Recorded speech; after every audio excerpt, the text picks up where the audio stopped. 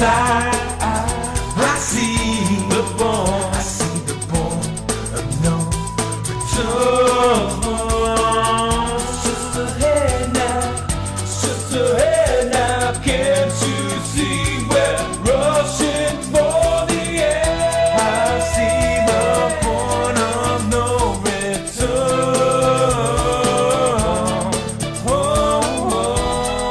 Now see the point of no return. It's just ahead. And there they go.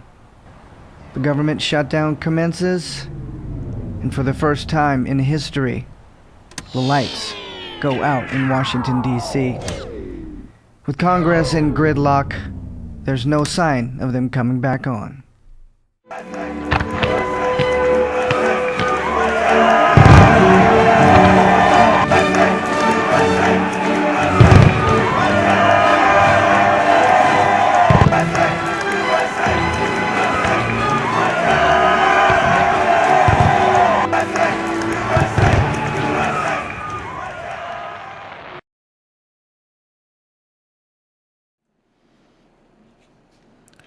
Good evening.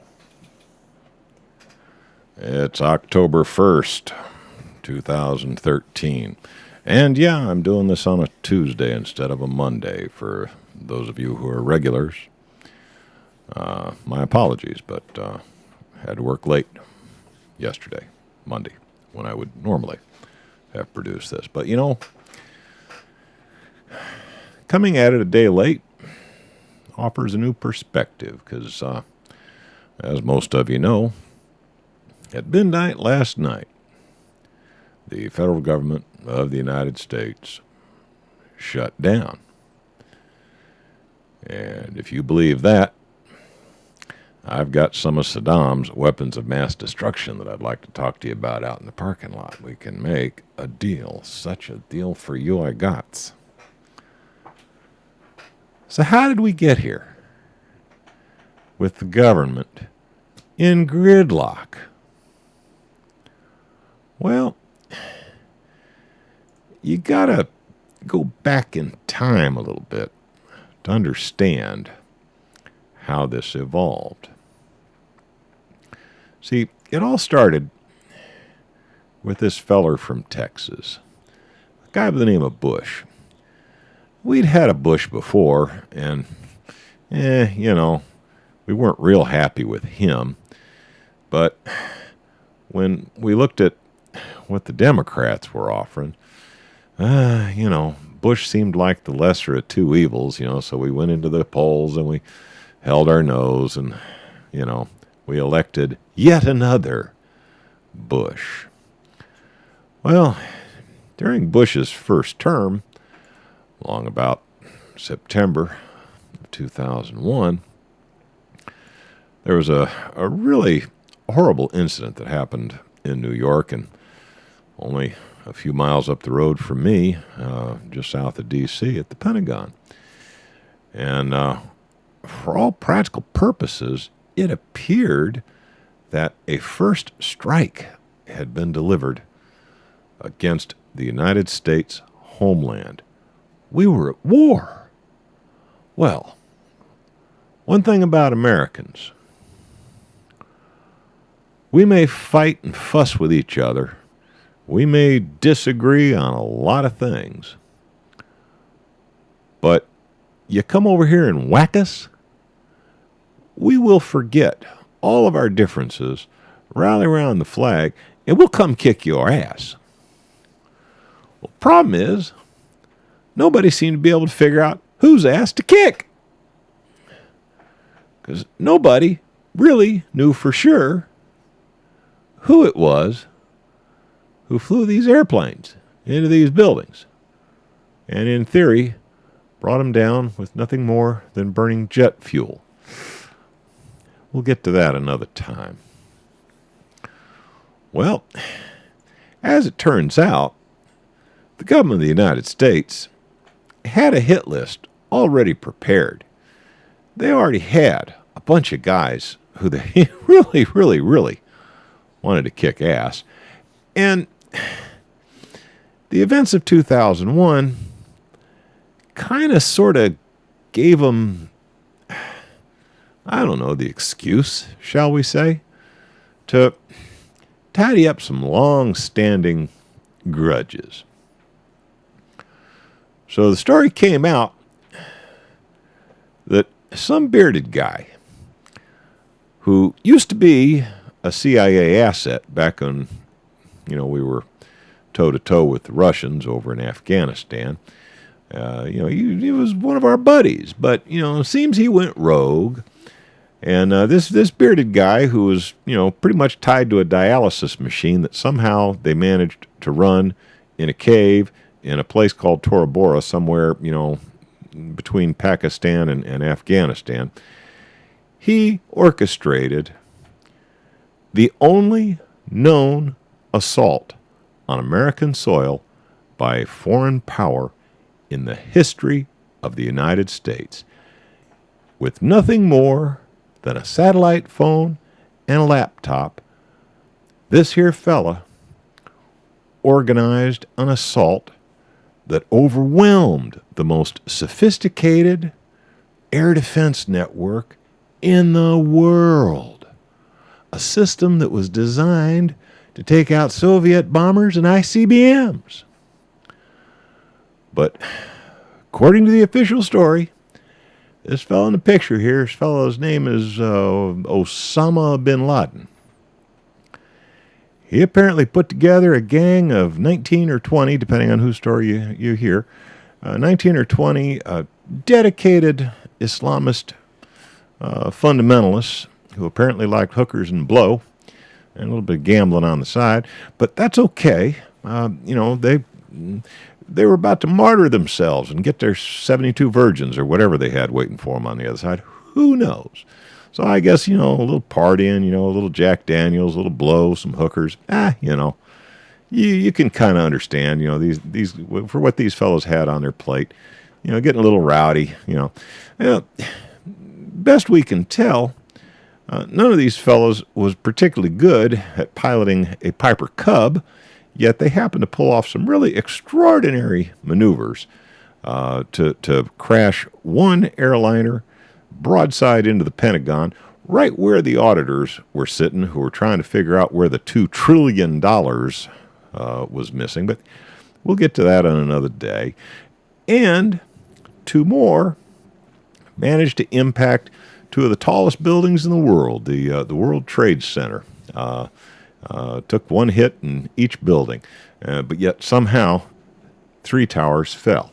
But we'll get to that another time. Bottom line is, our president of the day, at the time, for a very brief period in time, had the mandate of the American people to figure out who the hell had done this dirty deed and go kick some ass. And, of course, our young men, and for the first time in frontline combat, our young women, descended into the sandbox, and America went to war. It's interesting that, the feller who everybody blamed for the horrendous incident happened to be a Saudi. It's also interesting that most of these Islamic jihadists who were blamed for hijacking and piloting these commercial airliners into the buildings were also Saudis. A few Egyptians mixed in, but mostly Saudis.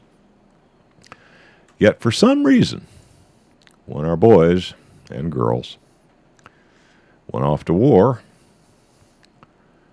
the decision was made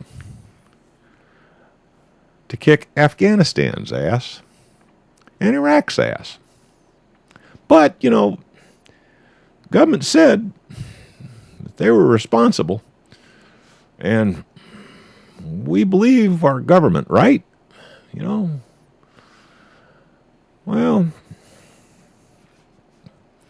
by the 2008 election, Americans were starting to wake up.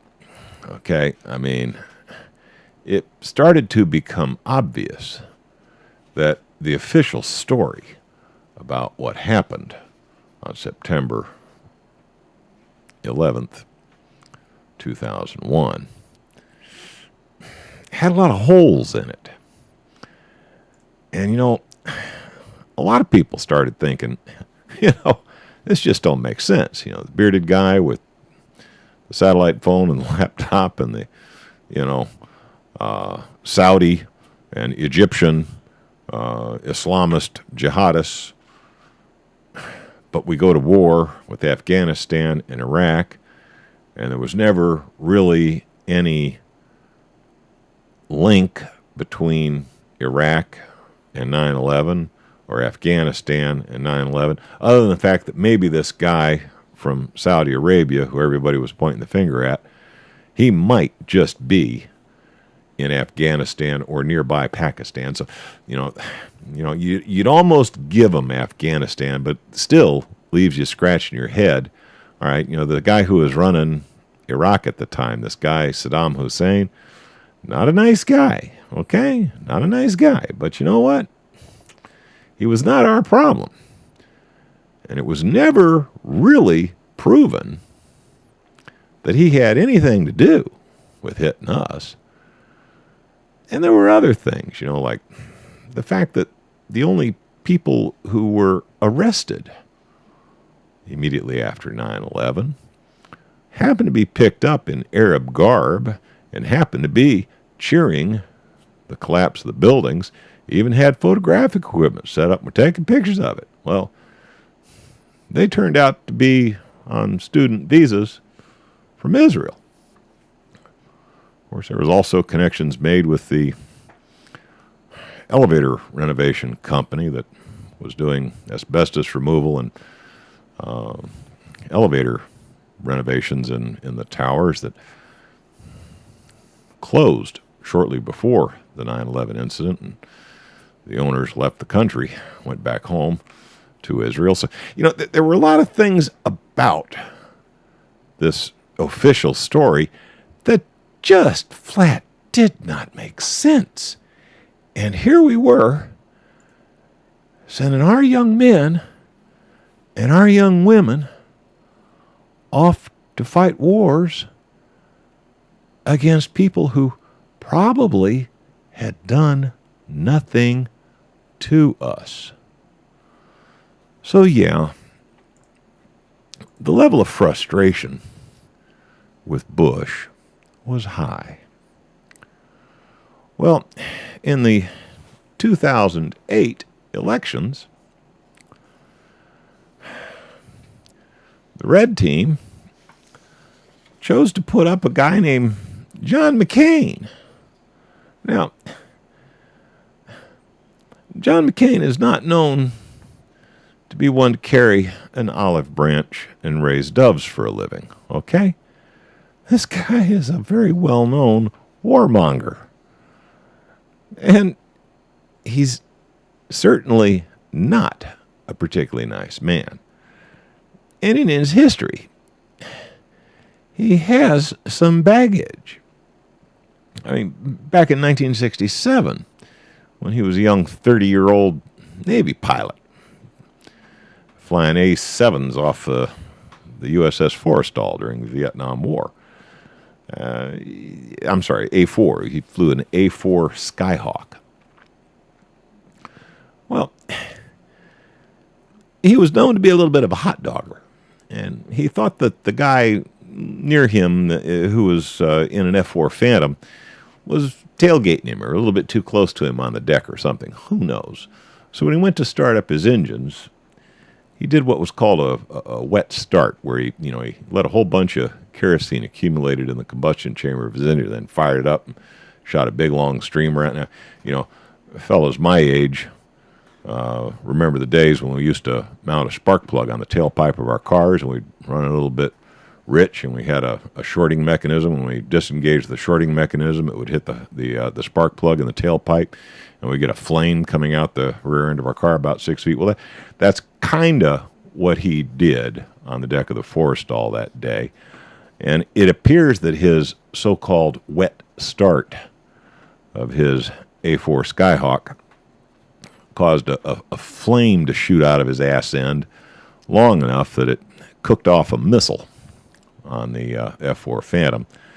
The missile hit an airplane near McCain, another A4, flown by a guy named White, and apparently punctured his fuel tank. So fuel's all over the deck, and according to McCain, something hit his plane, whether it was the missile or something else, who knows. But something hit his plane. Some say he was just in such a panic trying to scramble out of his cockpit when he saw the fire that he might have hit the button. But a bomb was released from McCain's A4 Skyhawk, 1,000-pound bomb, to be exact. And about 90 seconds later, that bomb went off, killing most of the firefighting crew who had assembled to try and put out a simple fuel fire. And now all of a sudden, the deck of the Forrestal was on fire. There's about 100 people laying around dead, all the firefighters. And there was an absolute panic to get this fire under control, push airplanes off the deck into the ocean, get munitions secured, either dump them into the ocean or get them to where they wouldn't be touched off by the fire. I mean, this was a major event. 134 people lost their lives. John McCain was quick enough to catch most of it on the TV down in the pilot's ready room. That's one story. There are many stories of this event.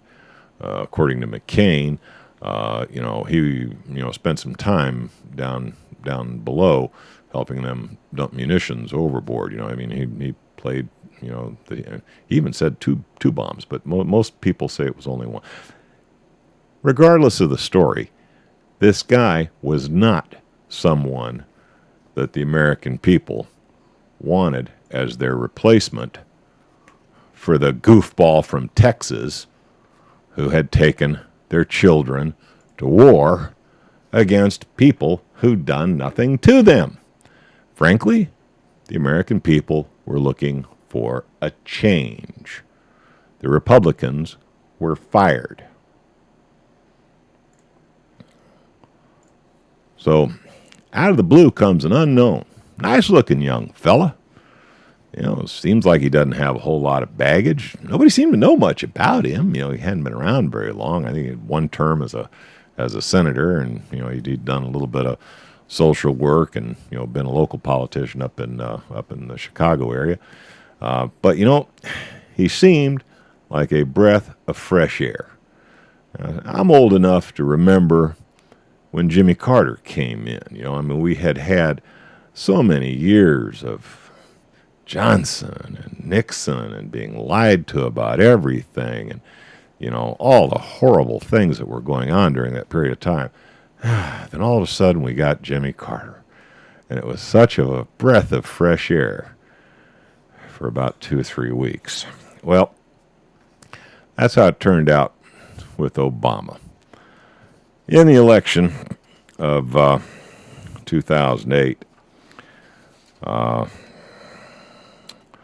Obama took 365 electoral votes, winning 52.9% of the electorate, to McCain's 45.7%. So, it was a pretty clear mandate from the people that they were sick and tired of the warmongering policies of the Republican Party, and they elected Barack Obama with a mandate to end the wars. Well,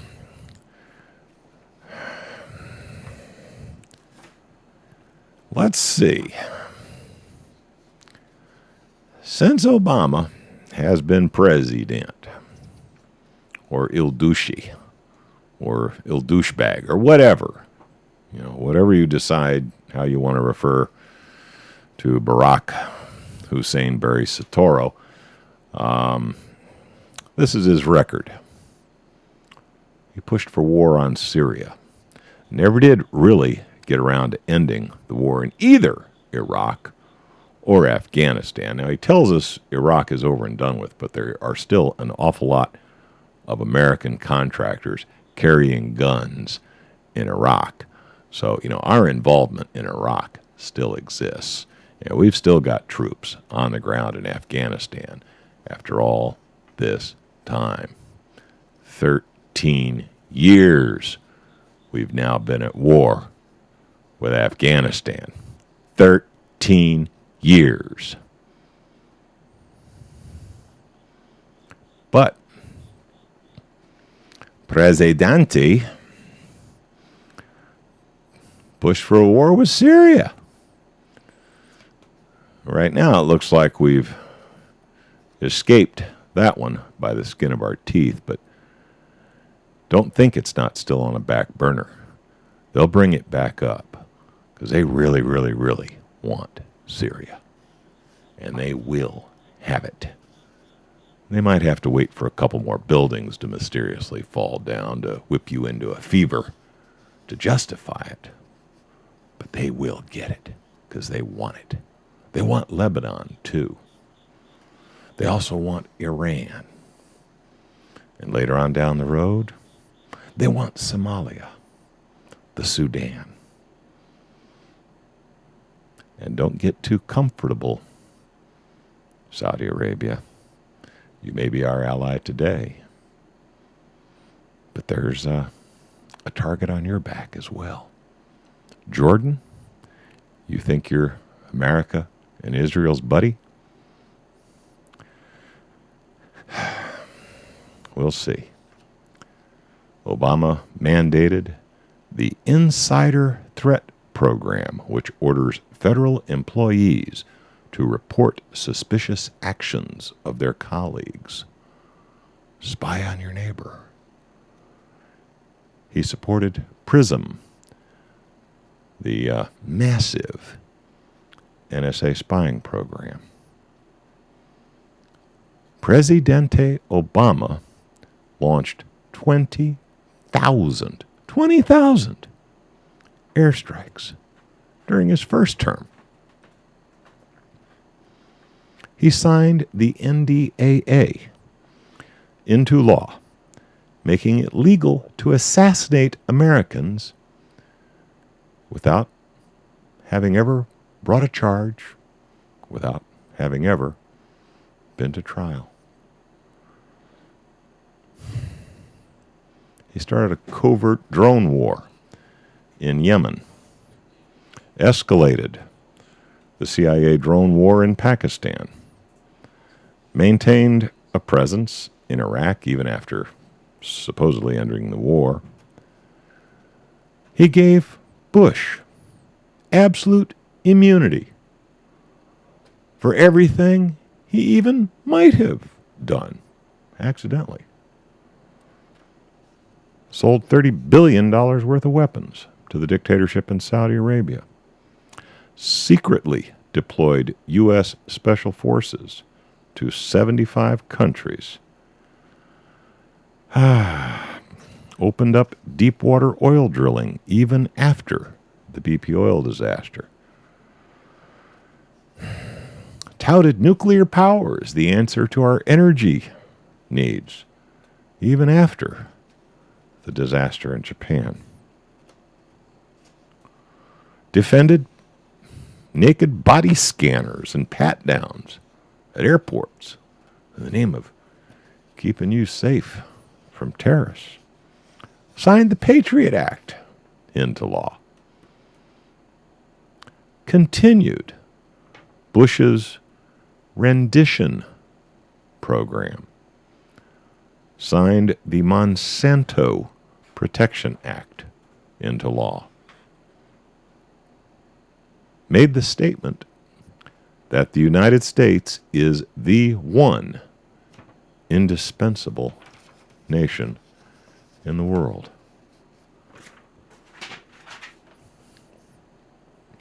Quite a record for a guy that was elected with the mandate to clean up the messes caused by the Bushes and somehow extract us from wars which we had become weary with and no longer believed in the justification for. Almost makes you think we made a mistake and that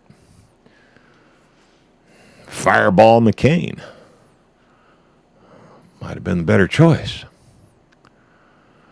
I don't know. On that one,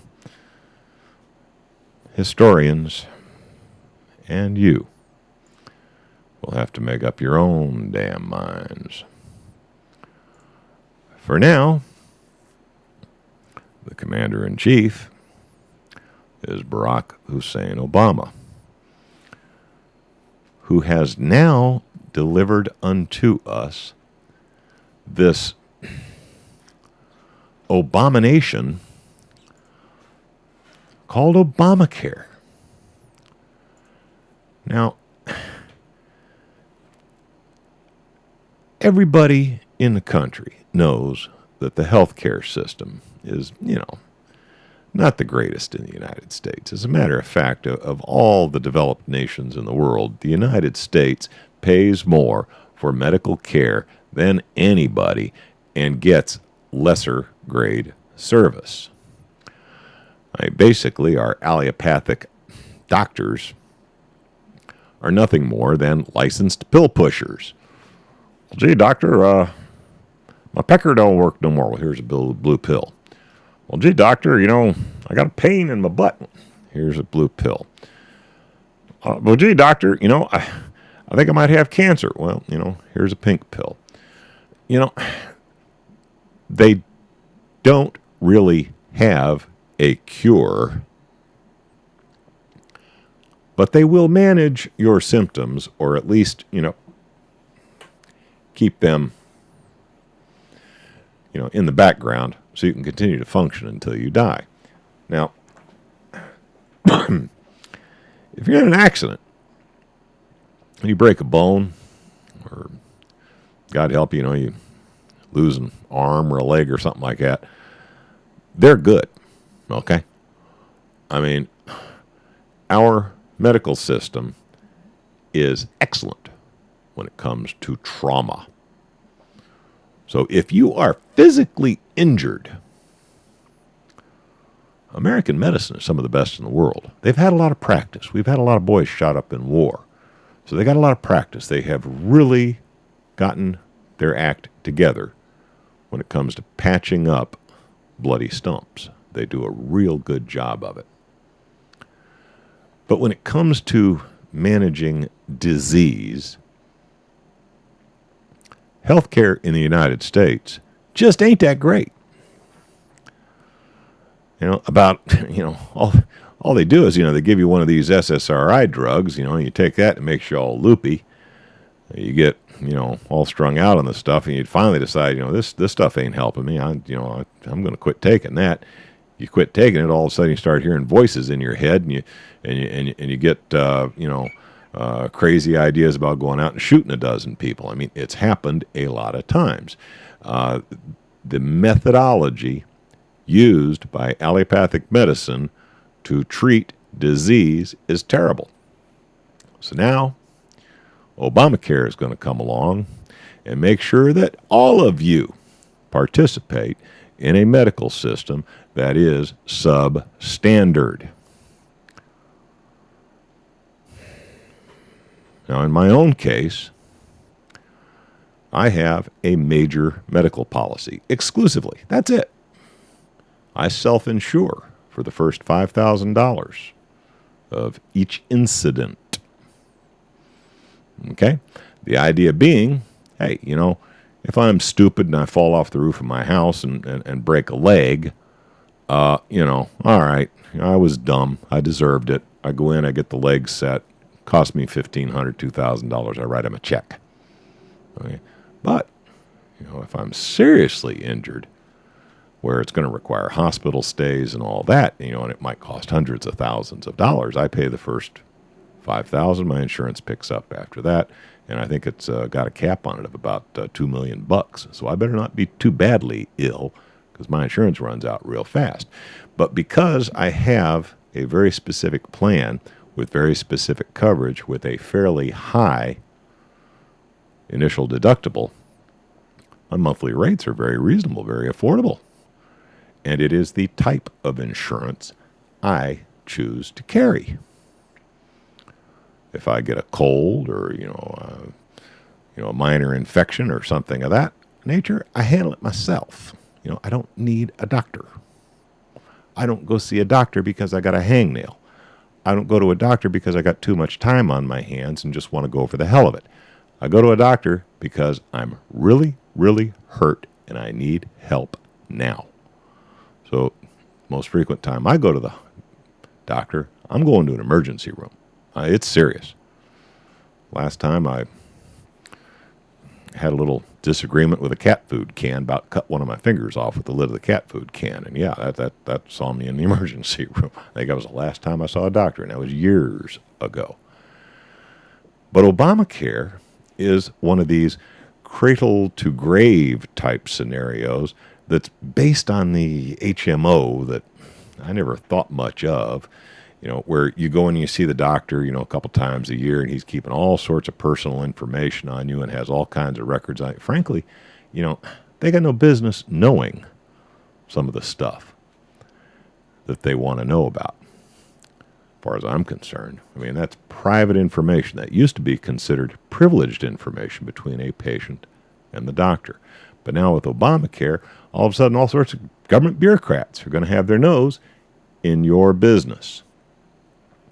Well, needless to say, the same people who were really, really, really pissed off with George Bush and, figured that, this guy Obama might be a breath of fresh air, might be a change, might get us out of these wars and all that nonsense, are now looking at Obama and saying, well, that's not what we hired you to do, okay? You seem to have gotten the idea that you run this country. No. This is our country. We hired you with a very specific job in mind, and you've screwed up.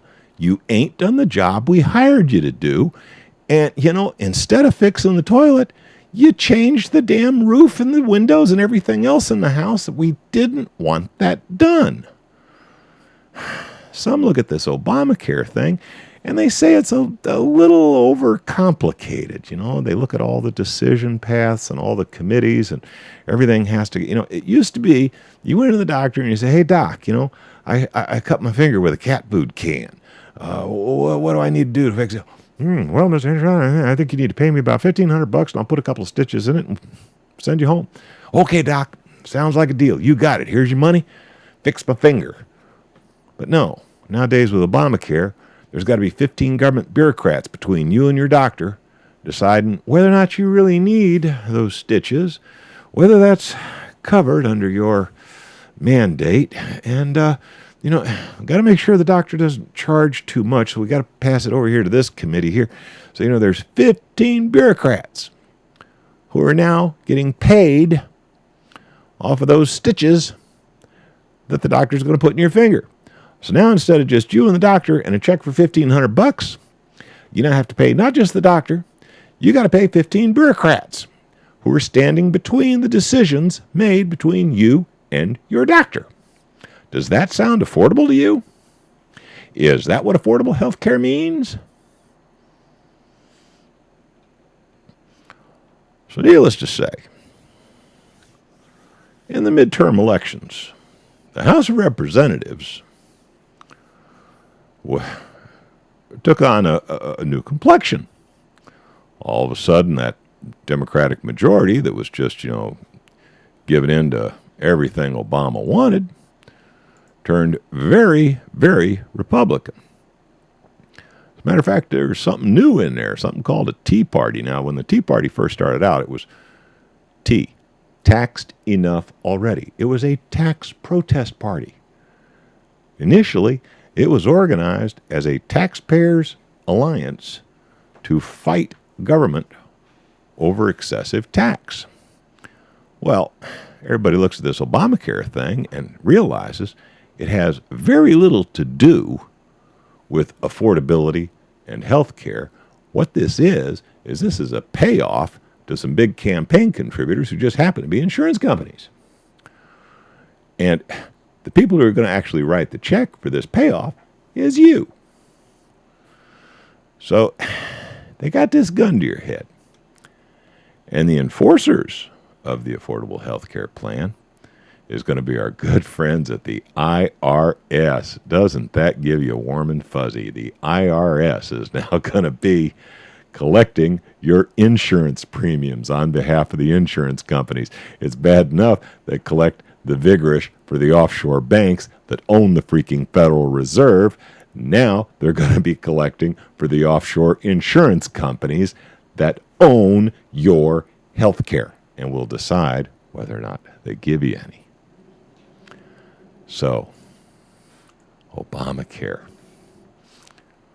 Now we've got a Republican so-called Tea Party group in the Congress.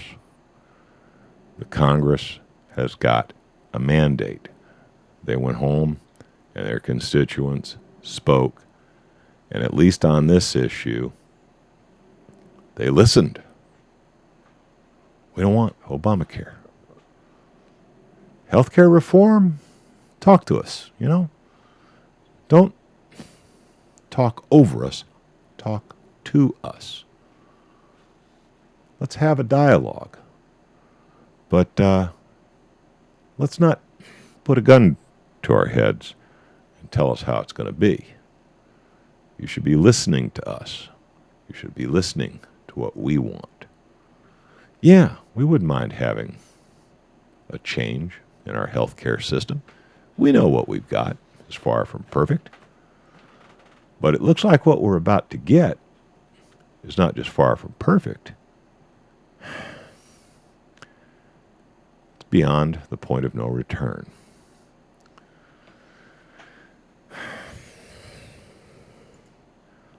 So you wonder how we got to this point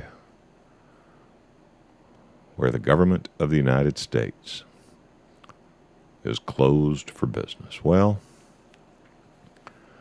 those of you who think this is a big victory, please don't get your hopes up.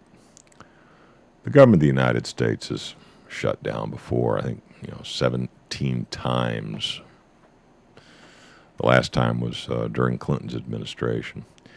Typically, these things go for about, a week or 10 days while the various factions, try to get some press. And, this Tea Party group that's in the House of Representatives, they have to at least make it look like they tried, okay? They have to be able to go home to their constituents, look their constituents in the eyes.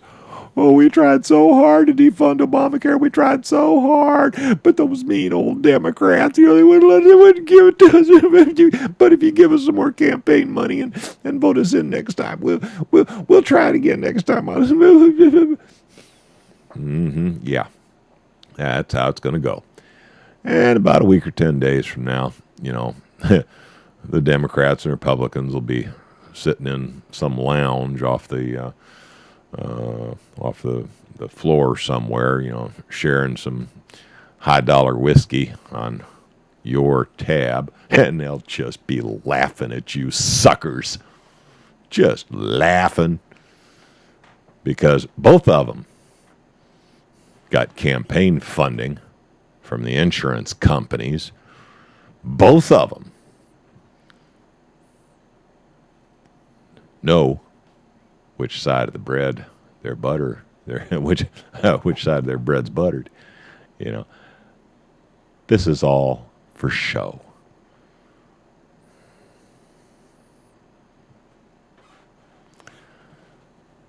And I think that's enough barking at the moon for one night. Hope you all consider, and as always, make up your own damn minds. Good night, y'all. Ooh, the love of the turnarounds. None of us are leaving